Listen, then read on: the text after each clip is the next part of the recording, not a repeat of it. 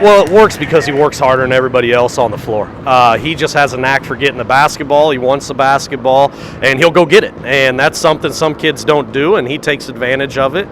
For all of the individual success he's enjoyed on both the hardwood and the gridiron, almost since he burst on the scene at Keokuk, Diego Garcia's biggest motivating factor headed into his senior year is that elevated team success in both arenas is finally within grasp. It means a lot, man. Ever since my freshman year, I mean, we were okay our freshman year, but the sophomore and junior year I had, it was just hard. We've all been struggling, but we've worked so hard, and I feel like it's all going to come to pay off this senior year with both of the classes coming up. I mean, we're ready to work, and I think we'll be a lot better than what people think we will be. Diego's now proven chemistry with returning quarterback Brenton Horde will be an essential building block for Chief Football's hopes to rise, with Diego himself coming off a junior campaign that saw him snare 41 catches for 624 yards and 8 touchdowns. Honestly, it's more I can high point a ball. Usually, I mean, it's a thing that just God gives you. I mean, I didn't really work hard to high point a ball, really. So it's like, then I'm just working on route running because, I mean, that's one of my struggles, honestly, is I need to work on route running and speed. But God gave me the ability to high point a ball, and that gives me a lot of oomph against these corners who are a lot shorter than me. I can go get a ball then. It's that same innate gift that has made him one of the most statistically freakish guards in all of Tri-State basketball as well, who, yes, slithered his way to an impressive 17 points per game last season. And now this year, you know, he's developed a little pull-up jumper he's got. Last year at the end of the year, he started hitting some big threes for us, and he's starting to become a complete player. And really the reason Diego's as good as he is because Diego works at it, and Diego wants to be good. And when you have a kid that's got ability, and then they want to work hard at that ability, then you're going to succeed in whatever it is. And it's a luxury to have a kid like him that works that hard every single day. But it's that jaw-dropping 8 rebounds per game average for a 6'2" kid that truly turned heads. Natural thing. I mean, my dad always taught me, go get it, man. You gotta work as hard as you can no matter what.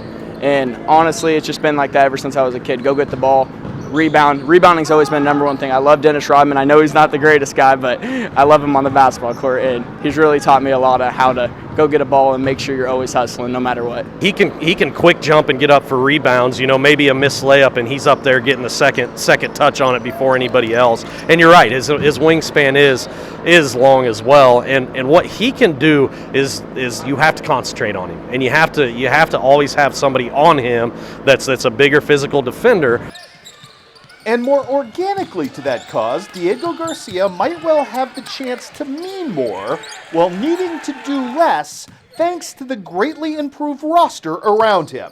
And when that happens, then Brenton Horde's going to have somebody that's maybe a lesser defender on him. And we all know what Brent can do, and he can fill it up just as good as anybody in the area, and he's going to this year. And you still got to have your eyes on Jackson, and then the addition of Drake Anderson, who can spread you out and hit shots. Drew Campbell has worked all spring long on getting his shot better. And so when you have to concentrate on specific kids because of their skill set, somebody's going to be open, and we've got a lot of kids that can hurt you in that way, and I think we'll be a team that'll be a different leading scorer every single night, and I'm okay with that. The best teams I've had in Keokuk and at Knox, it's not one guy. It's 5 or 6 guys that can all fill it up on a given night, and we try to use that to our advantage, see where our mismatches are, and make it work. Specifically, having a legitimate paint presence in rising sophomore Jackson Clark could bridge that gap as much as anything. A lot of people don't get it that he's 6'8". I mean, he can go post someone up, but he's the best passer, one of the best passers in the area, especially for his size. I mean, he can really just throw it to any of us outside. We can cut off him anytime, and he really is he's dynamic whenever he's down there. I mean, who has a 6'8" guy in this area? So it's really just hard. And then when we have me, Brett, and Drew, we have a lot of guys who can go get it. Yeah, he's a game changer. I mean, anytime you have somebody that big, you have to concentrate on him and you have to focus on him. And, you know, if you have to focus on Jackson inside, there's a lot of wing players that are going to hurt you. And so it just makes basketball easier. And our guys understand that, and they feed the ball in there. And the more touches that Jackson can get, the better off the rest of our team is. And you see today he's really active on the offensive glass. He can get his second chances. Sometimes our best offense might be a missed shot, and he can put it back. And it's just, basketball's just easier when you have 6'8" in there. I mean, you saw it in the NBA Finals. One team had it, one team didn't, and basketball seemed a lot easier for that team, and hopefully that can be something along the same lines for us this year.